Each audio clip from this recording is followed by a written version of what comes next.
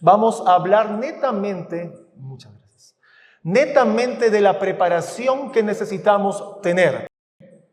¿Quieres estar preparado para el cierre de la gracia? Si bien es cierto, no sabemos cuándo va a ser, pero el Señor permite que nosotros podamos estar preparados.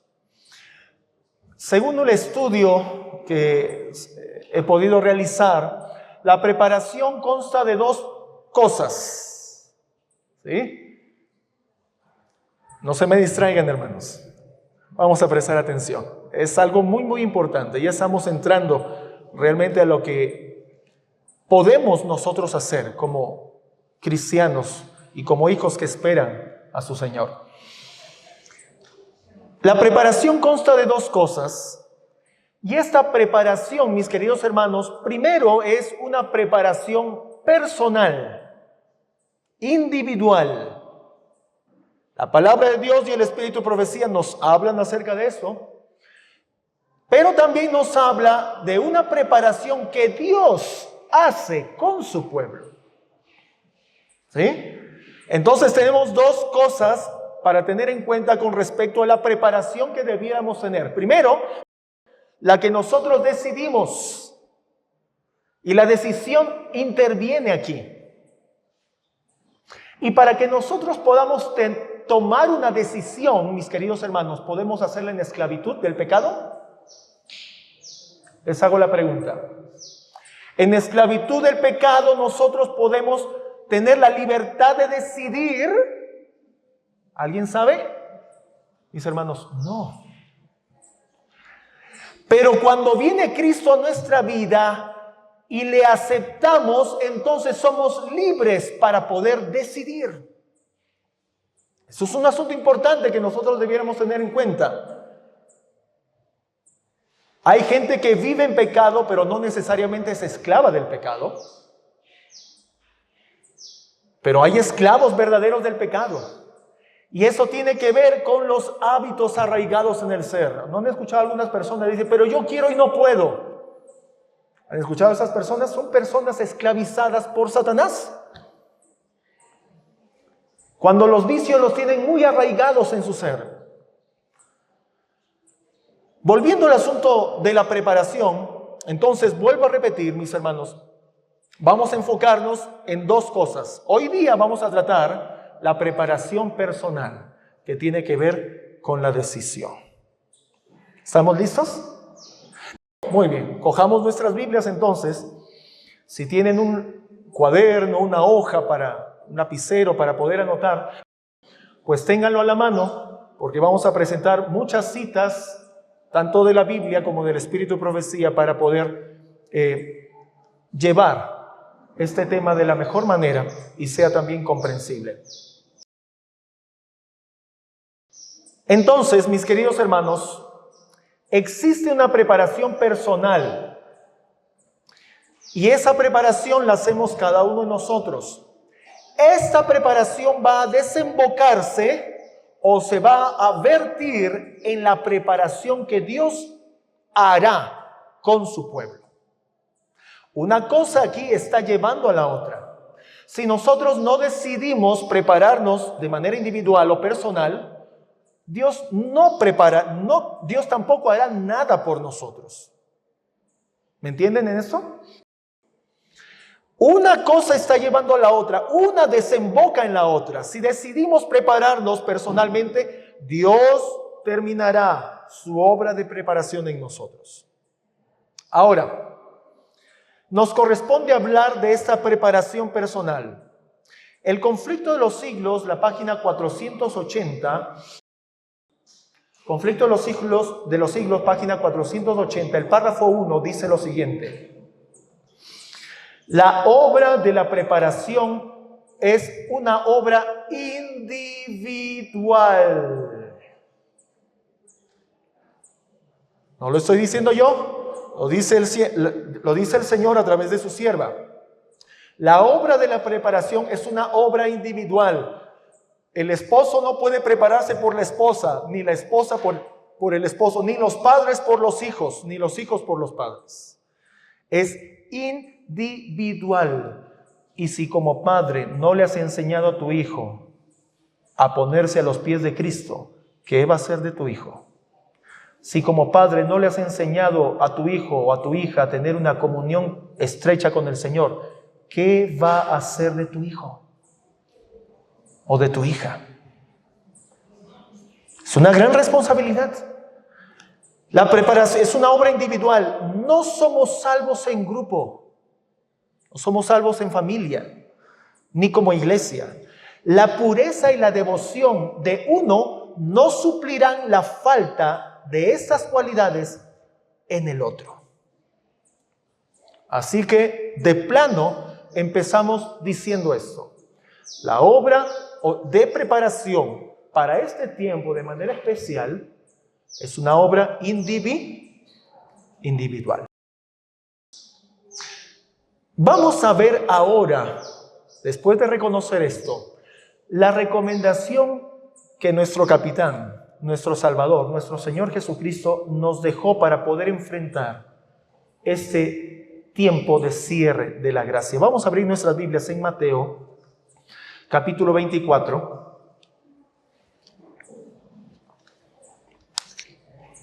Mateo capítulo 24, versículo 42. Hablamos un poco de este versículo en la mañana, pero ahora vamos a tomar la recomendación que Jesús dio en este capítulo. Como hemos visto en la mañana, está lleno ¿de qué cosa? Está lleno de información acerca del cierre del tiempo de la gracia, ¿no? Cristo llamando la atención de nosotros ahora a ese evento. Mateo 24, 42 dice: velad pues, porque no sabréis a qué hora ha de venir vuestro Señor. Esta hora en la cual va a venir vuestro Señor, ¿a qué se refiere?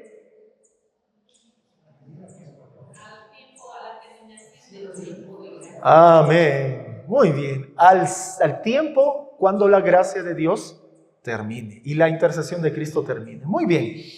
El Señor recomienda, ¿qué cosa? Para este tiempo, ¿qué cosa? En el versículo lo hemos leído. Velad. Como ya mencionamos y lo hemos visto de manera más amplia, en el mensaje anterior, en Mateo 24, hablaba mucho acerca de esta expresión bíblica, acerca de la venida de nuestro Señor. Esa venida, como dijimos, que está entre la primera y la segunda venida de Cristo. Así, nuestro maestro nos está mencionando aquí lo que debiéramos cada uno de nosotros tener en cuenta para poder resistir y ser hallados completos y no faltos en esta prueba, en este juicio. En la palabra de Dios, el velad es acompañado de un espíritu de sobriedad y de oración.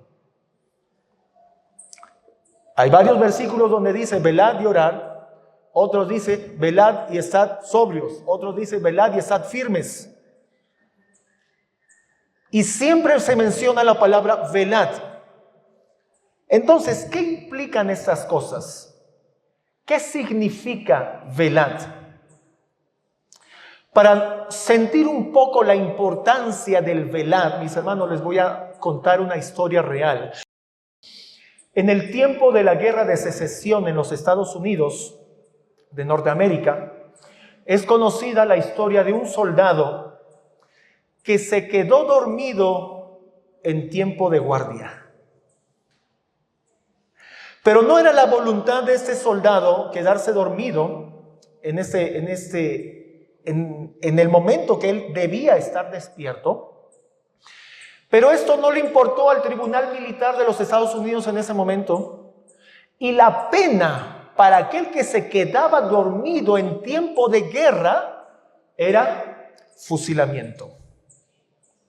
Así que este muchacho fue condenado a morir fusilado, porque estaba poniendo en peligro a todo el batallón en el cual él estaba participando. Al conocer de su caso, el presidente Lincoln intervino. Había sucedido de que había algunos enfermos y heridos dentro del batallón de ese muchacho. Y a estos enfermos y heridos estaban en la lista de gente que tenía que permanecer en guardia, tenía que estar en vela, cuidándose, porque estaban en guerra, los del norte con los del sur. Y este muchacho había ayudado 3 días a 3 de sus compañeros que estaban entre enfermos y heridos. Este muchacho no había dormido 3 días. Y el 4.º día a él le tocaba vigilia, velar. Así que al saber esto, el presidente de los Estados Unidos en ese entonces, Abraham Lincoln, pues hizo lo que pudo para poder librarlo de la muerte a ese muchacho. Esto les cuento, mis queridos hermanos, para darnos cuenta cuán importante es estar despiertos en un momento de guerra. Y así de importante lo es para el ejército. Nosotros sabemos que estamos viviendo en tiempos de guerra, ¿o no?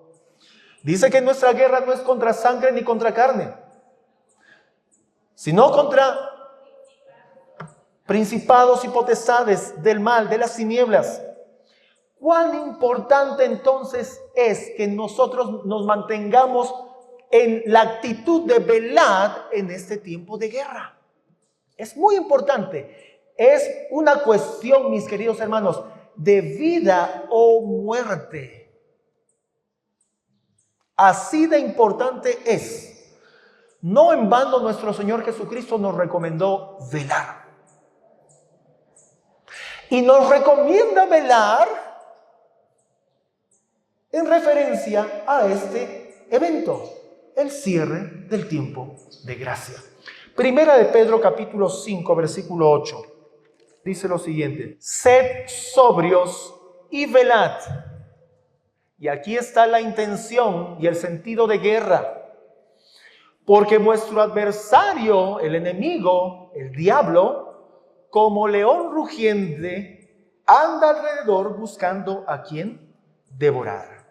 En otras palabras, el que no sigue la recomendación de nuestro Señor Jesucristo para un evento como este, al cierre del tiempo de la gracia, va a ser devorado o destruido por el enemigo. ¿Qué es velar? No es solo estar despiertos, mis hermanos. Básicamente es no dormir, o prácticamente. Pero no solo es eso. El velar implica tener lucidez mental, sobriedad, para poder comprender, y présteme atención con lo que estoy declarando, para poder comprender lo que está aconteciendo y sobre todo poder discernir entre la verdad y el engaño. ¿Cómo se le conoce a Satanás, nuestro adversario? Como el padre de la mentira, y él es capaz de engañar aún hasta los escogidos del Señor. Así que nos puede engañar. Si Satanás tuvo la astucia de poder engañar a Eva en su estado de perfección, imagínense cuánto más posibilidades tiene de éxito él cuando se empeñe en engañarnos a cada uno de nosotros de manera personal. Por eso, mis queridos hermanos, bíblicamente a la palabra velar está acompañada con el asunto de sobriedad o estar sobrios y de orar. Porque nosotros sin la ayuda divina no podremos enfrentar al enemigo.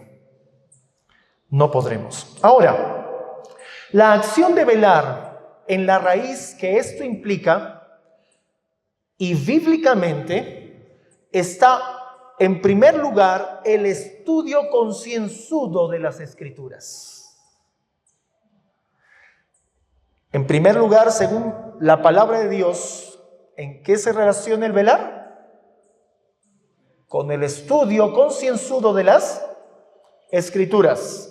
Esto, mis queridos hermanos, sumado a la intervención del Espíritu Santo, proveerá la capacidad de discernir entre la verdad y la mentira. El estudio de la palabra de Dios. Esto provee sobriedad, lucidez mental, claridad. El conflicto de los siglos, la página 580, el párrafo 2, nos ayuda a defender prácticamente lo que estamos mencionando. Dice: los acontecimientos relacionados con el fin del tiempo de gracia, ¿sí?, y la preparación del tiempo de angustia han sido presentados con claridad, dice la sierva del Señor. Y miren, noten lo que dice ahora. Pero hay miles de personas que comprenden estas importantes verdades de modo tan incompleto como si nunca hubieran sido reveladas. Satanás procura arrebatar toda impresión que podría llevar a los hombres por el camino de la salvación, y el tiempo de angustia no los encontrará listos. Dice la sierva del Señor aquí que la preparación que ha dado el Señor para eventos como este es dada de manera clara. Pero el problema está en nosotros. Nosotros que no hemos dedicado tiempo para comprender estas grandes verdades que están allí escritas para nuestro beneficio, para salvaguardar nuestra vida. Y menciono esto no en vano. La siguiente cita de Primeros Escritos, la página 64, el párrafo 2, dice lo siguiente, y es contundente esta cita. La hermana Elena estaba en visión y dice: el terror se apoderó de mí y caí sobre mi rostro delante del ángel y le rogué que quitase ese espectáculo, que lo ocultase de mí porque era demasiado espantoso.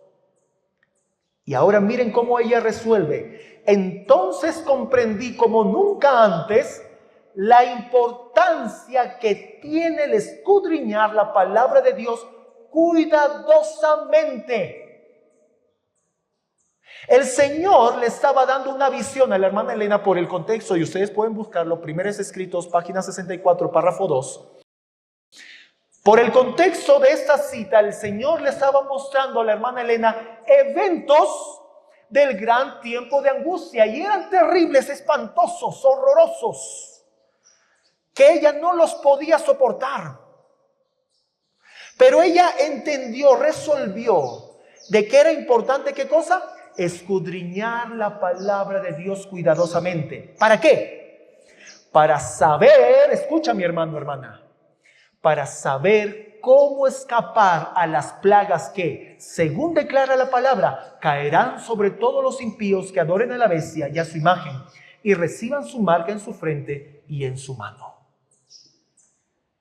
Estudio cuidadoso de la palabra nos va a cuidar, nos va a conservar, nos va a resguardar de no ser participantes y no recibir las plagas.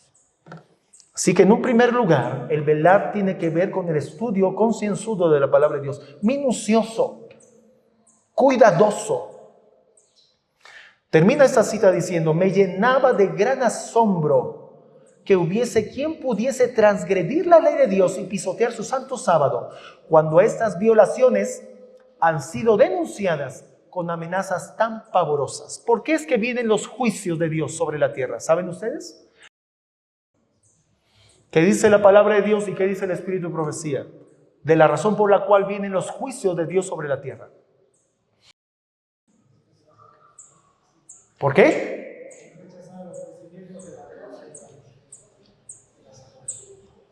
Ya. Pero de manera especial la palabra de Dios apunta a algo. Considero que es correcto lo que menciona mi hermano. Pero la palabra de Dios apunta hacia algo. cuando el mundo le dé la espalda a la ley de Dios.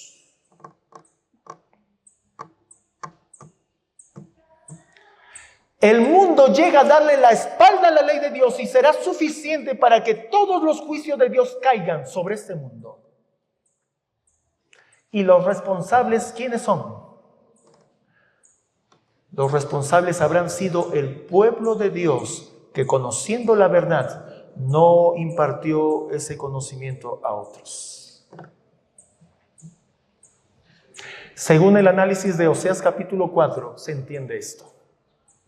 No lo vamos a tocar ahora, pero resulta siendo así. El responsable es el sacerdote. Y según la palabra de Dios, se aplica lo que dice el apóstol Pedro, que somos linaje escogido, real sacerdocio, pueblo adquirido por Dios, nosotros como adventistas del séptimo día. Así que hay una responsabilidad grande sobre nosotros por los juicios que están por venir, mis hermanos. Hablando del estudio de la palabra de Dios como algo que nos va a resguardar, nos va a cuidar y va a impedir o nos va a ayudar inclusive a que no caigamos en el grupo de personas que van a recibir las plagas de Dios o las plagas que vienen de parte de Dios.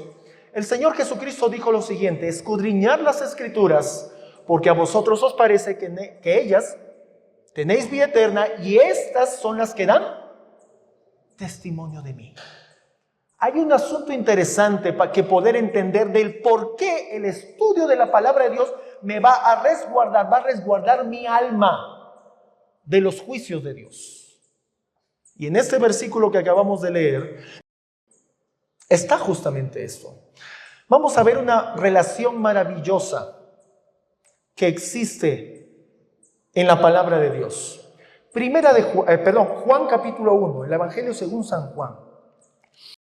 Estamos todavía, mis queridos hermanos, en la parte del velar que tiene que ver con el estudio de la palabra de Dios. Hay otras dos partes que nos falta ver y Dios mediante las vamos a ver hoy día también. San Juan capítulo 1.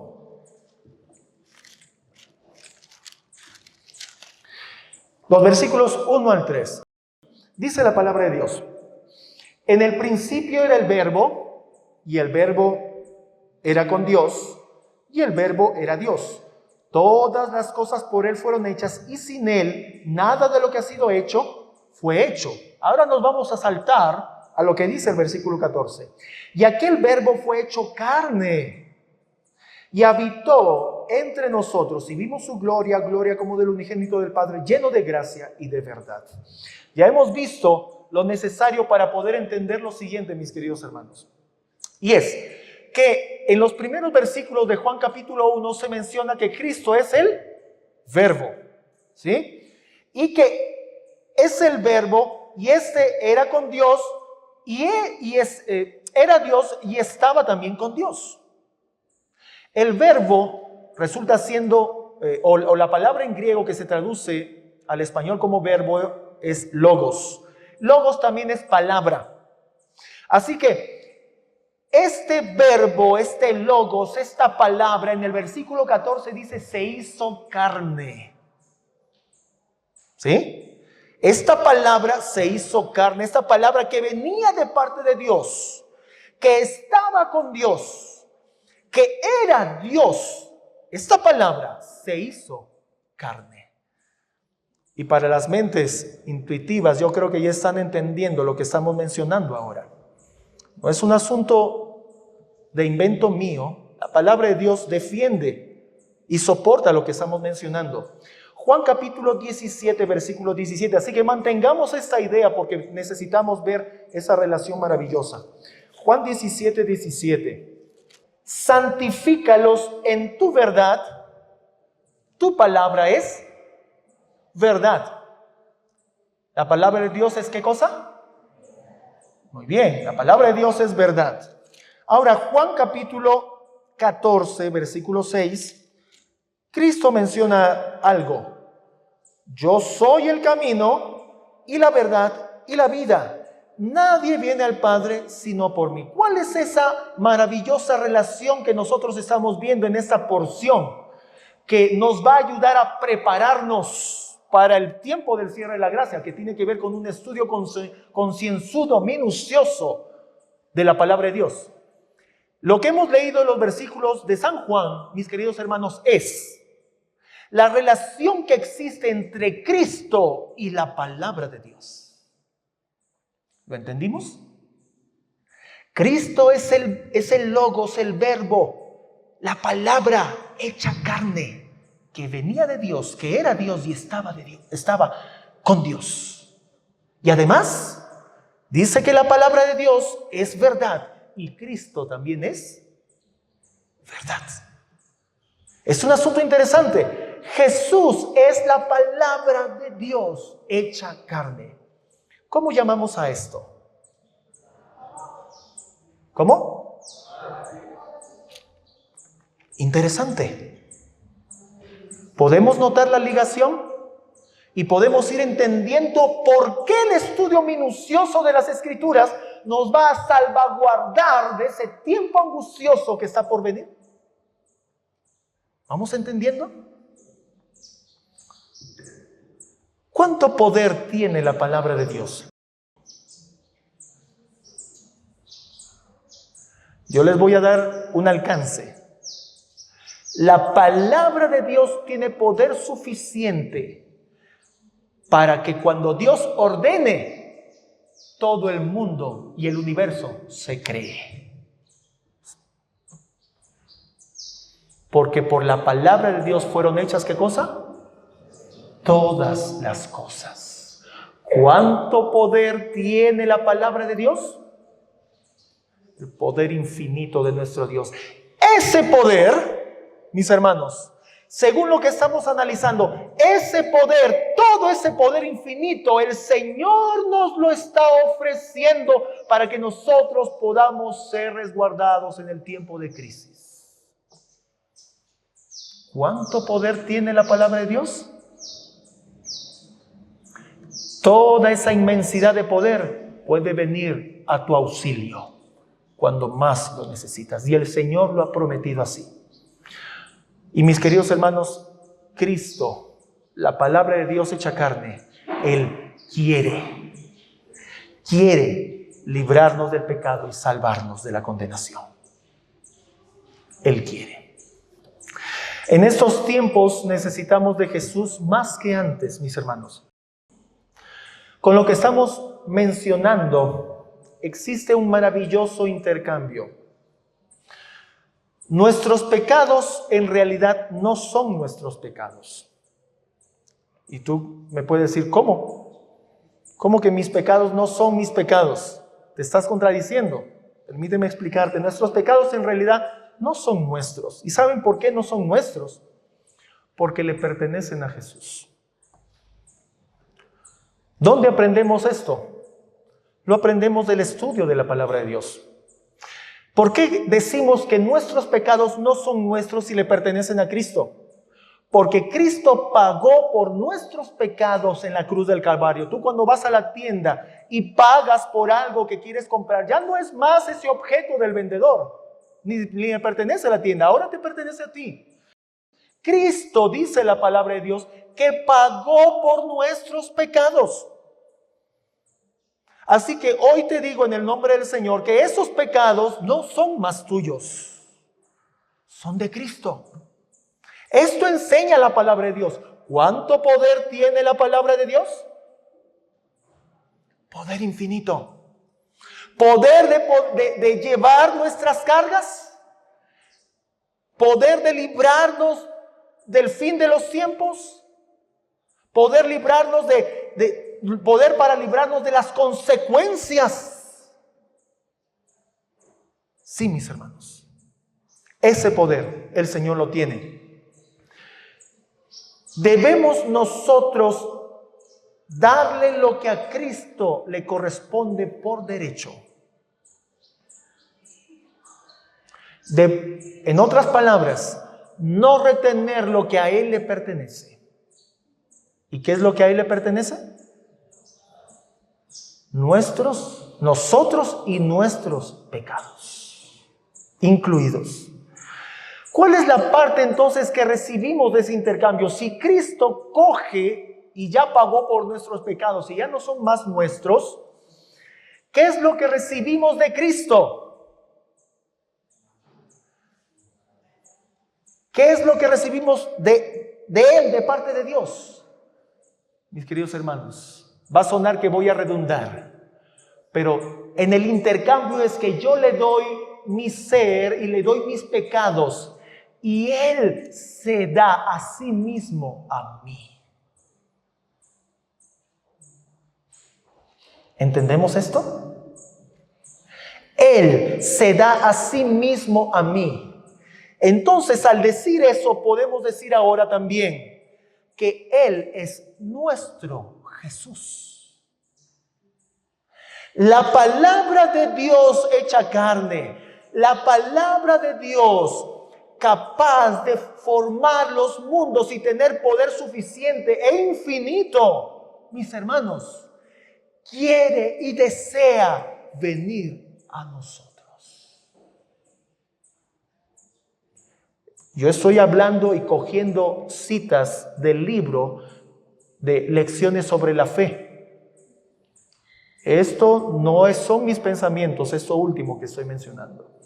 El libro Lecciones sobre la Fe, escritos, recopilaciones de las citas de los pastores John C. Waggoner, que trata, obviamente, justificación por la fe, menciona estas cosas. Es nuestro Jesús, es tuyo, tu Jesús. La palabra de Dios hecha carne viene a tu ayuda y es tuya. De parte de Dios, Cristo es nuestro regalo.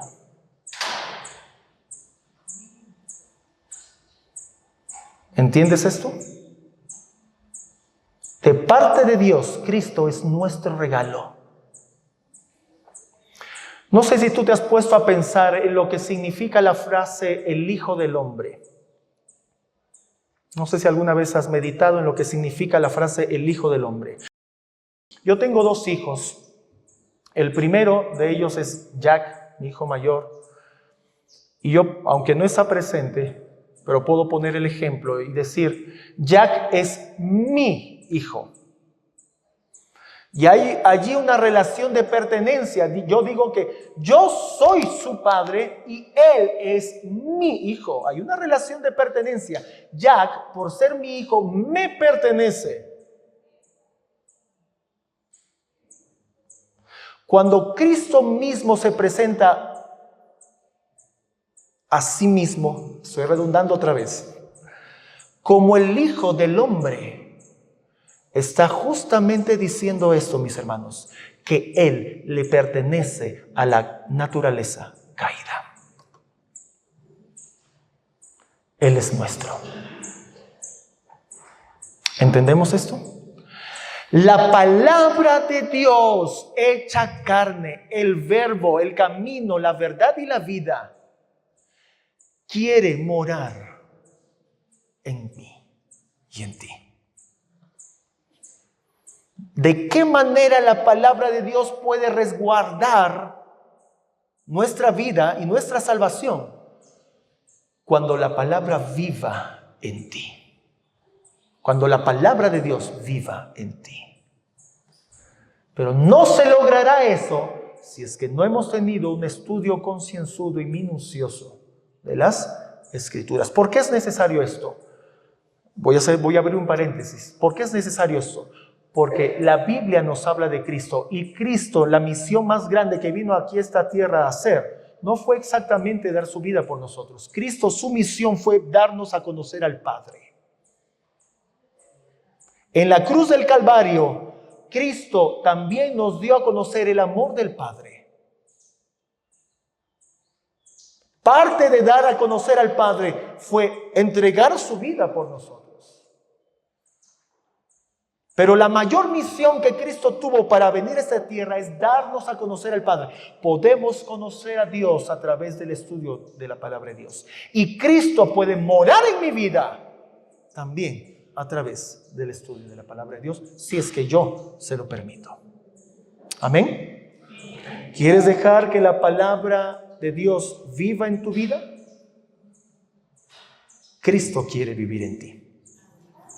La segunda parte de la preparación, que tiene que ver también con el velar, está en relación con lo siguiente, y permítanme leer una cita del Espíritu Profecía para que podamos entender. No se olviden de la primera parte, que tiene que ver con el estudio de la palabra de Dios, y hemos tratado de explicar del por qué el estudio minucioso de las Escrituras puede salvaguardarnos en el tiempo de angustia.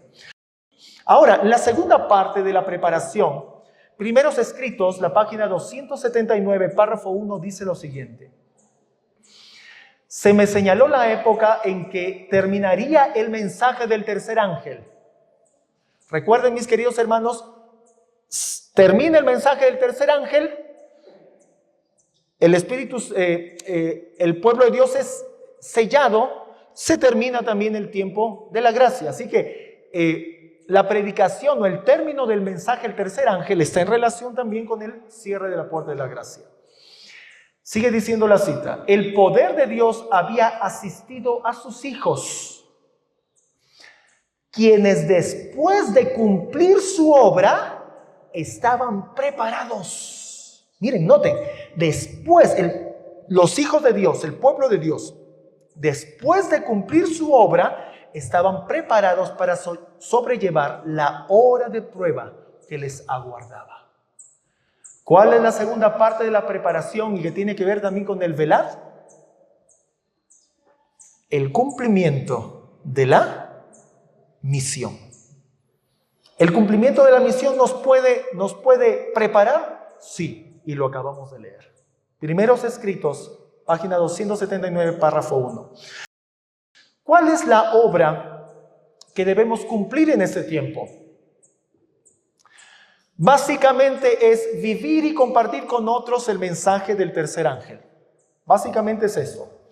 Pero permítame usar algunas citas del Espíritu de Profecía para comprender y ampliar lo que estamos diciendo. Ministerio y Curación, página 102. Dice lo siguiente: solo el método de Cristo dará éxito para llegar a la gente. ¿Sí? Solo el método de Cristo dará éxito para llegar a la gente. El Salvador trataba con los hombres como quien deseaba hacerles el bien. Les mostraba simpatía, atendía sus necesidades y se ganaba su confianza. Entonces les decía: sígueme. Esta es la obra que Cristo vino a hacer, que Cristo hizo aquí en la tierra, y la sierva del Señor lo está mencionando. La palabra de Dios nos invita a ser imitadores de Cristo. Así que está en relación nuestra obra con la obra que Cristo hizo en su ministerio. Otra cita, Ministerio y Curación, página 12, párrafo 4. Dice: en el curso de su ministerio dedicó Jesús más tiempo a la curación de los enfermos que a la predicación. ¿Cuál es la obra? ¿Cuál es la obra que debiéramos realizar en este tiempo? Relacionada al mensaje del tercer ángel, relacionada a la predicación, y que puede ayudarnos para prepararnos para el tiempo del cierre de la gracia. Mis hermanos, la ayuda al necesitado. Cristo más pasaba tiempo sanando que predicando. Yo escuchaba los testimonios aquí y me gustó mucho, y dije, tengo que usar como ejemplo esos testimonios de una hermana que estuvo ayudando a María. No sé, ya no está María, parece, ¿no? Estuvo ayudando a María. Y María contó también su testimonio, y está delicada de salud y es visible. Y esta hermana ganó a esta alma, a María, para el reino de los cielos. ¿Cómo? Mis hermanos, directamente con un estudio de profecía. Cristo no iba así. Cristo se acercaba como queriendo hacerles el bien a la gente. Después le pedía y les invitaba a seguirle. Este es el ejemplo que Cristo nos dejó, y vamos a ampliar un poquito más. Habiendo mencionado esto, entra a tallar un capítulo de la palabra de Dios, un capítulo muy importante de la palabra de Dios. En Testimonios Especiales, la serie B, número 2, la página 5, esta es una cita que la saqué del inglés, pero puedes encontrarla. ¿Sí? Special Testimonies, Testimonios Especiales. Dice: todo el capítulo 58 de Isaías debe ser considerado como un mensaje para este tiempo. ¿Qué capítulo es? 58 de Isaías. Y por favor, abran sus Biblias ahora en Isaías 58. La sierva del Señor está diciendo: todo el capítulo 58 de Isaías debe ser considerado como un mensaje, ¿para qué tiempo? Para este tiempo, que debe ser dado una y otra vez. Por cuestiones de tiempo no vamos a leer todo el capítulo 58, pero vamos a leer unos versículos resaltantes por el mensaje que estamos teniendo en ese momento. Dice Isaías 58, los versículos 6 al 8. El Señor pregunta: ¿no es más bien el ayuno que yo escogí desatar las ligaduras de impiedad, soltar las cargas de opresión y dejar libres a los quebrantados, y que rompáis todo yugo?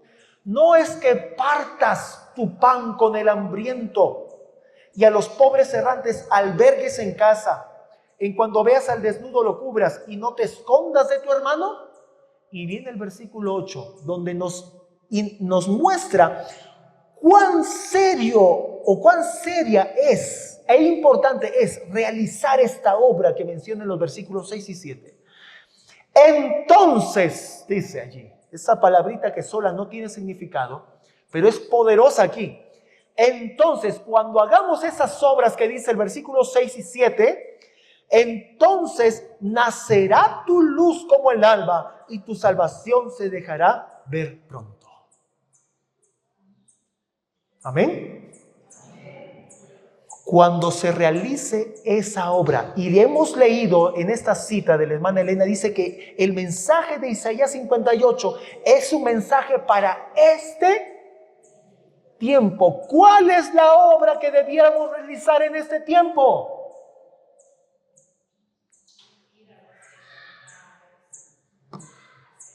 Mis hermanos, a los hambrientos darles de comer, a los sedientos darles de beber, a los desnudos cubrirlos, a los que están en la cárcel visitarlos, a los enfermos ir a verlos. No en vano existe lo que se menciona o se conoce en Mateo 25 como el juicio de las naciones. Por cuanto no hiciste estas cosas a estos más pequeños, dijo Cristo, a mí no lo hicisteis. ¿Será importante esta labor? La sierva del Señor menciona que todo el capítulo 58 es una labor importante, es el mensaje para este tiempo. Joyas de los Testimonios, tomo 2, para corroborar lo que estamos diciendo. Páginas 503 y 505 dice lo siguiente: cuando la iglesia acepte la obra que Dios le dio, miren, estamos hablando del cumplir con la misión. Estamos hablando de hacer la obra de Dios que Él nos ha pedido hacer en este tiempo. Y en relación a esto está esta cita: cuando la iglesia acepte la obra que Dios le dio, se cumplirá la promesa que se le hizo. ¿Cuál es esa promesa? Lo que hemos leído en el versículo 8 de Isaías 58. Cuando la iglesia de Dios cumpla esta obra encomendada por el Señor, entonces nacerá tu luz como el alba y tu salud se dejará ver pronto. Irá tu justicia delante de ti y la gloria de Jehová será tu retaguardia. Aquí inmerso está, en el versículo 8 de Isaías 58, está la protección de parte del Señor, porque dice, Él va a ser nuestra retaguardia, que si no lo entendemos, resulta siendo nuestro guardaespaldas. ¿Quién promete ser nuestro guardaespaldas? ¿Quién? ¿Quién promete ser nuestro guardaespaldas en Isaías 58:8? Dios. cuando hagamos estas obras de bien. Si Dios nos está cuidando las espaldas, ¿no nos puede librar acaso de este tiempo, del cierre de la gracia y de las consecuencias? Sí, mis hermanos, claro que sí. Es por eso que al cumplir con la misión o cumplir con esta obra para este tiempo, nos ayuda a estar preparados para el cierre de la gracia. Otra cita, Evangelismo, página 376. El capítulo 58 de Isaías contiene verdad presente. ¿Contiene verdad qué? Contiene verdad presente para el pueblo de Dios. Aquí podemos ver cómo la obra médico-misionera, escuchen bien mis hermanos, y el ministerio evangélico han de estar ligados en la presentación del mensaje al mundo. ¿Dónde se juntan estas dos cosas? La predicación y la obra médico-misionera en el capítulo 58 de Isaías. Esto va a terminar. Miren, Isaías 58 está también en relación a cómo terminar la obra de Dios en este tiempo. Y con estas cosas, mis queridos hermanos, no necesitamos inventar la pólvora. No necesitamos inventarnos planes mejores. Ya las cosas están escritas y dichas. Solamente hay que ligarnos a lo que ya está escrito y nada más. Consejos sobre salud, página 515 y 516. La unión que debe existir entre la obra médico-misionera y el ministerio se presenta claramente en el capítulo 58 de Isaías. Hay sabiduría y bendición para los que quieren dedicarse a la obra allí presentada. Hay bendición. ¿Cuál es la obra que Dios presenta en Isaías 58? El cubrir las necesidades de la gente. Eso es lo que el pueblo de Dios debe estar haciendo en este tiempo. Y eso es lo que nos preparará para el tiempo del cierre de la gracia. Eso es lo que nos está diciendo el Señor. Cuando entendimos este mensaje de Isaías 58 con mi familia, en algunas oportunidades, de manera especial en el día sábado, hemos hecho unos platos más de comida. Y hemos salido a buscar a aquellos que están en situación de calle. ¿Por qué no puedes hacerlo tú? No te va a volver pobre el que hagas 2 o 3 platos adicionales en tu casa. Y ve y busca a un necesitado y suple sus necesidades. Ora con él, trae la esperanza. ¿Qué dice Isaías 28:12? El Señor manifiesta algo importantísimo. Isaías 28:12 dice lo siguiente: este es el descanso, o este es el reposo, dice el Señor. Dad reposo al cansado, dice el Señor. Este es el reposo. ¿Cuál es el reposo? Dar reposo al cansado. La gente que está en la calle, es esa gente que está cansada. Y el Señor liga el asunto del reposo. ¿Cuál es el reposo para nosotros? Cuando hablamos de reposo, ¿qué viene a tu mente? ¿Ya? ¿Y qué más? Adventista del séptimo día, ya te dije la respuesta. El reposo, el santo sábado. Dice la sierva del Señor que no hay excusa para no hacer el bien en el día de reposo. Eso dice la sierva del Señor. No hay excusa. En otras palabras, hay alguien que está mirando. No hay excusa.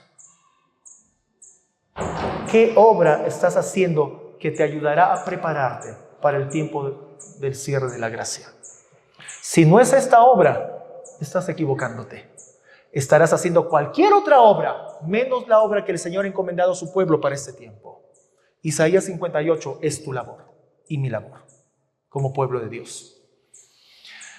Voy a avanzar unas cuantas citas y vamos a pasar a la tercera parte y la parte final, que nos ayudará a prepararnos.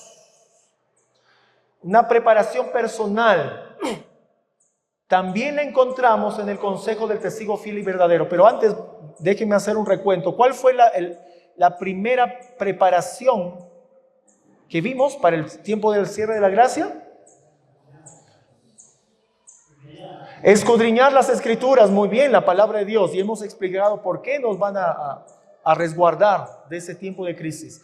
¿Cuál es la segunda preparación para el fin del tiempo de la gracia? Hacer la obra que el Señor nos ha pedido hacer. No cualquier obra, hacer esa obra de manera especial. Hace poco hicimos una campaña evangelística con mi familia. Hicimos una gira por varios lugares del Perú. Y muchos hermanos se acercaban a mí y me decían, mi hijo, mi hija quieren estudiar. Y con este asunto de la inyección y con este asunto de las exigencias, yo no sé qué hacer. Y conversando con el muchacho, ¿quieres servir al Señor? Sí, yo quiero servir al Señor. Ok, prepárate como médico misionero, pues. ¿Quieres servir al Señor en estos últimos tiempos? Prepárate como médico misionero. Yo me formé como pastor, soy teólogo de nuestra Universidad Adventista en Perú. Pero puedo, y lo digo, y quizás con un poco de vergüenza, pero el Señor sabe que no he tenido tiempo para esto. Mi ministerio es imperfecto e incompleto, hermanos. ¿Saben qué podría ser mi ministerio más completo? El que yo me forme como médico misionero. Eso haría mi ministerio más completo. Y eso el Señor quiere hacer contigo. ¿Quieres un ministerio de parte del Señor? Fórmate como médico misionero. ¿Quieres hacer algo para la obra del Señor? Practica, aprende la labor médico misionera. No hay otra cosa para el pueblo de Dios, para los tiempos que estamos viviendo. Esta tercera parte es un consejo del testigo fiel y verdadero. Y lo encontramos en Apocalipsis capítulo 16, versículo 15. Dice lo siguiente.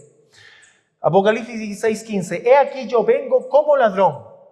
Bienaventurado el que vela y guarda sus ropas. En la mañana vimos también este versículo.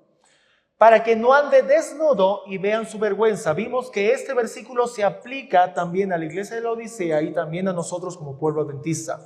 Vamos a centrarnos en la recomendación que el Señor da. Velad y guardar sus ropas. De manera especial, guardar ropas.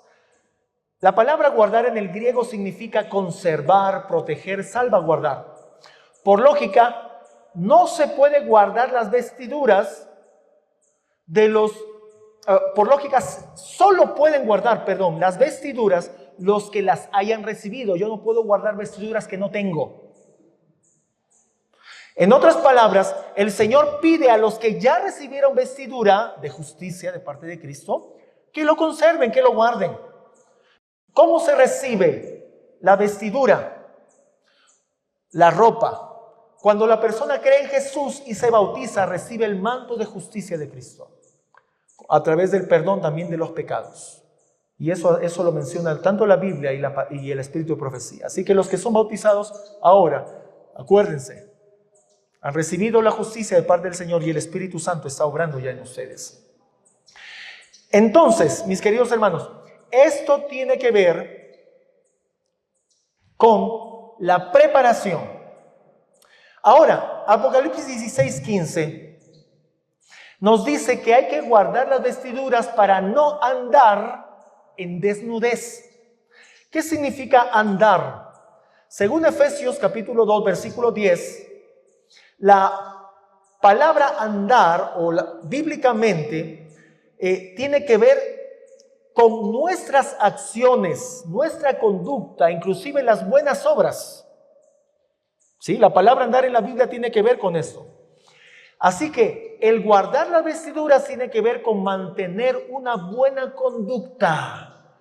El mantener una buena conducta está en relación a prepararnos para el cierre de la puerta de la gracia. Y esa recomendación nos la dio el testigo fiel y verdadero. El caso de Enoc, Génesis 5:24, dice: caminó Enoc con Dios. Y luego en Hebreos 11:5 dice: por la fe Enoc fue traspuesto para no ver muerte y no fue hallado porque lo traspuso Dios. Y antes que fuere traspuesto tuvo testimonio de haber agradado a Dios. Génesis 5:24 dice, no caminó con Dios. Y Hebreos 11:5 dice que Enoc agradó a Dios. Así que encontramos aquí una relación entre que caminar o andar con Dios es igual a agradar a Dios. Así que con esto constatamos de que andar bíblicamente tiene que ver con las obras de cada quien.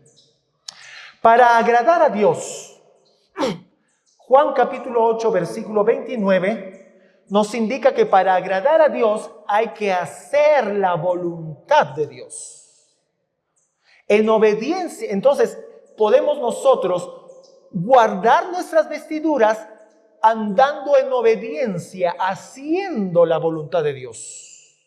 Así podemos nosotros guardar nuestras vestiduras. ¿Y para qué es importante guardar las vestiduras? Para estar preparados para el fin de el cierre de la gracia. Podemos hacer una comparación con el andar de los impíos. Según Colosenses capítulo 3, 5 al 7, el andar de los impíos es fornicación, impurezas, pasiones desordenadas, malos deseos y avaricias. Con eso también comprobamos que el andar bíblicamente tiene que ver con las obras. Ahora, mis queridos hermanos,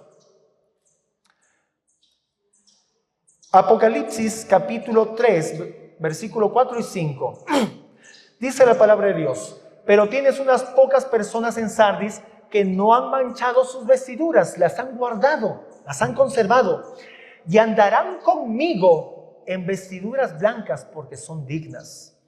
El que venciere será vestido de vestiduras blancas, y no borraré su nombre del libro de la vida. Miren, implica salvación, el guardar las vestiduras, el cuidarlas, el andar en los caminos del Señor con buenas obras, tiene que ver, o esto se vuelca en un asunto de salvación para la persona. Sigue diciendo el texto, el que venciere será vestido de vestiduras blancas, y no borraré su nombre del libro de la vida, y confesaré su nombre delante de mi Padre y delante de sus ángeles. Mis hermanos, esto no es hablar de gracia barata. Esto tiene que ver con la decisión de guardar la ley, la santa ley de Dios, y andar con buena conducta y mantener de esa manera la justicia que Cristo ya nos dio. Así que si queremos conservar esa justicia, la justicia de Cristo, debiéramos andar en buenas obras. Apocalipsis 19:8 dice, y a ella se le ha concedido que se vista de lino fino y limpio y resplandeciente, porque el lino fino es las acciones justas de los santos. Así que el manto de justicia que Cristo nos quiere dar son las acciones justas, mis hermanos. Voy a saltarme algunas citas que tenía preparado para llegar a la conclusión. En Mensaje para los Jóvenes, la página 26, párrafo 1, dice, la justicia exterior da testimonio de la justicia interior. La justicia exterior da testimonio de la justicia interior. El que es justo por dentro no muestra un corazón duro ni falta de compasión, sino que día tras día crece a la imagen de Cristo y progresa de fuerza en fuerza. Aquel a quien la verdad santificada aquel a quien la verdad santifica tendrá dominio de sí mismo.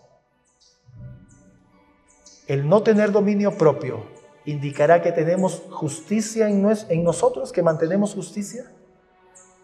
No, mis hermanos. Así que estas cosas nos están preparando también para el fin del cierre de la gracia. Para finalizar, un último versículo, Romanos 13:11.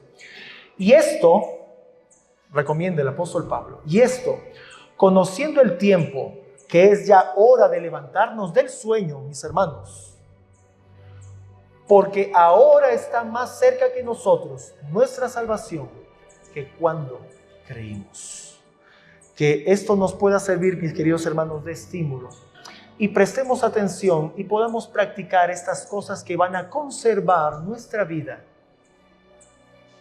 y vamos a poder ser hallados completos y no faltos cuando el tiempo de la gracia se cierre. ¿Qué 3 cosas hemos estudiado que nos va a preparar de manera personal?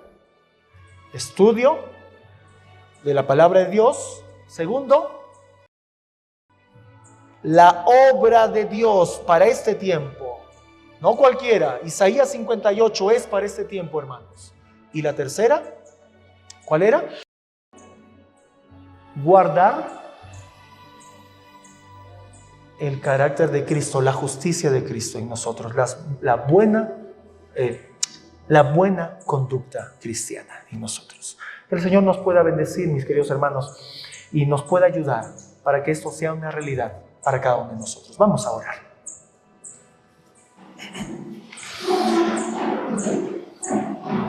Te damos gracias, bendito Señor, por permitirnos terminar esta exposición y poder estar completamente enterados de lo que tú nos recomiendas hacer para este tiempo. Por favor, danos poder de lo alto para cumplir con esto. En el nombre de Jesús te lo pedimos.